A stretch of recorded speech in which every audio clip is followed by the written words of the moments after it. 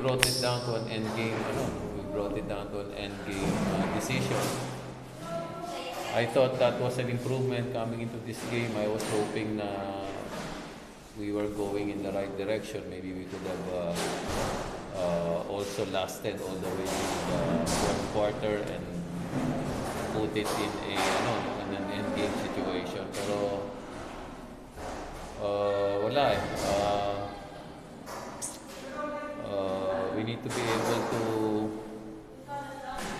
sustain our energy. Converge just played with more energy than we did. The import had 15 assists and 0 turnovers. So that's really an incredible game, and he's going to make his teammates happy if you're doing that, which we were not doing.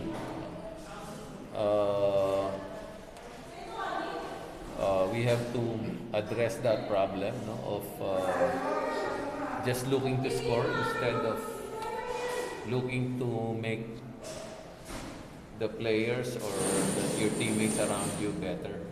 So I think we have to address that. We have to talk to Michael about being able to get more of the locals involved in the scoring. Kasi makita mo yung diferensya, 15 assists to 2 assists and 5 turnovers yun sa kanya. So that made a whole lot of difference.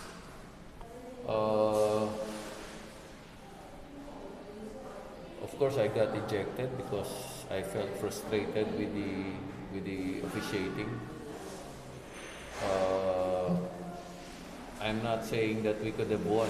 Even with good officiating, talo kami. Pero ang ano ko lang, with better officiating, we could have gotten ourselves in a better position.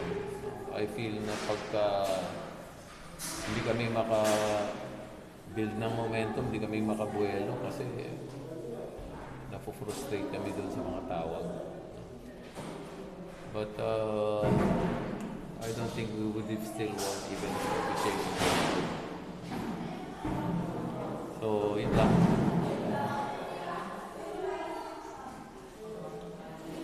Coach, if it's alright to ask, ano po yung pinaka-specific na tawag na hindi yung pinaka-nagustuhan na, led to that kind of reaction from the staff? Okay, nung umpisa pa,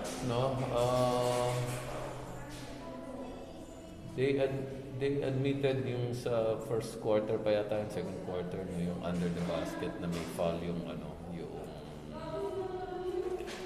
not really sure, but we questioned that call and they said they were wrong. Ang pinagtataka ko yung tinawagan nilang na landing spot. That's why they had to review it. It was not a landing spot. Kasi wala na-review na eh. Nung nakita nila hindi naman siya landing spot, ang hinanap nila yung regular foul. But how can you turn a landing spot call into a regular foul? So hindi mo nakita yung regular foul, ang nakita mo yung landing spot. So doon pa lang, mali na.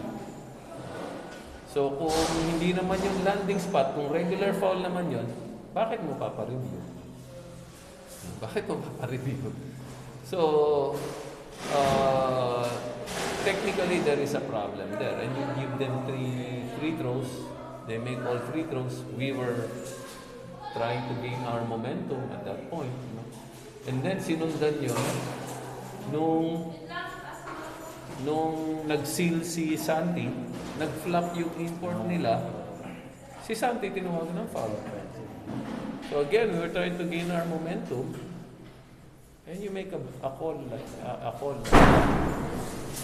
So, of course, yun lang ang medyo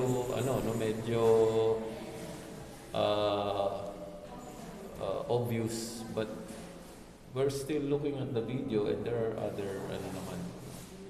But as I said, that is not reason for us to say that we could have won the ball game. Di pa rin. But